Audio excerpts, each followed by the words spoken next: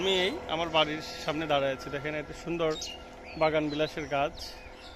এই যে হচ্ছে গেট, আর এই মাঝখানের রাস্তাটা পার হলেই দেখবেন যে হচ্ছে বিশাল বড় এই বড়াল নদী। আমাদের বাড়ির সামনে এই যে বিশাল বড় হচ্ছে সেই বড়াল, বৃষ্টির পানি আর কি।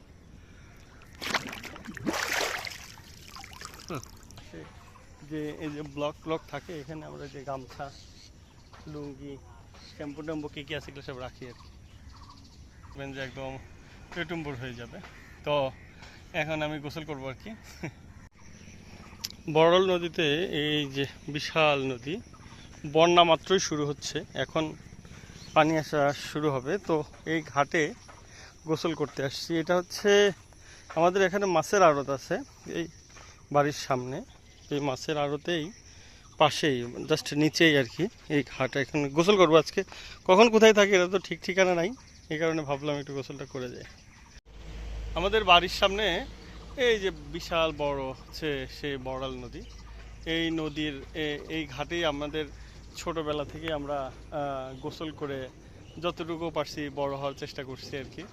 তো এটা পিছনে দেখেন আছে যে মাছের আড়ত, এখানে মাছের আড়ত বসে। তো আজকে ভাবলাম যে অনেক দিন কোথায় থাকবো না থাকবো তা তো আর বলতে পারছি না, তো নদীতে একটু গোসলটা করে যাই আর কি। এই যে আমরা গোসল করার সময় নদীর পাশে যে এই যে ব্লক ব্লক থাকে, এখানে আমরা যে গামছা, লুঙ্গি, শ্যাম্পু ট্যাম্পু কি আছে এগুলো সব রাখি আর কি। এই যে ঘাট, ঘাট না আসলে, এই যে এখানে আমরা গোসলের জন্য এই যে ঘাট, এই যে কাপড় চোপড় ধয়। এই দেখেন সুন্দর নদীর পাশ দিয়ে, নদীর সাথেই এই যে নদীর ঘাট।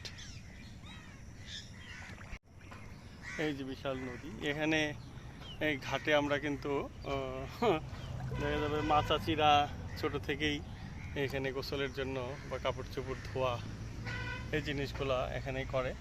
বাড়ির সামনেই নদী, বাড়ির সামনেই নদী, দেখেন বিশাল নদী। এই বিশাল নদী ধীরে ধীরে এই বর্ষার সাথে সাথে এই নদীর বিশালতা আরও বাড়ছে, পানি ভরে যাবে একদম, দেখবেন যে একদম টুম্বুর হয়ে যাবে। তো এখন আমি গোসল করবো আর কি। এই যে গোসলের জন্য আসলাম আর কি। নদীর পানি, নতুন পানি তো এখনো পরিষ্কার পানি না, মানে বৃষ্টির পানি আর কি।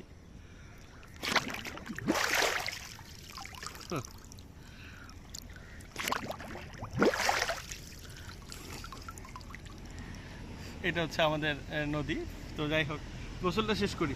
তো এখানে মোটামুটি আমাদের একটা ভালো ঐতিহ্য, এবং কখন কোথায় থাকি সেটা তো বলতে পারছি না, এ কারণেই এই নদীর এখানে একটু গোসল টোসল করে যাই আর কি।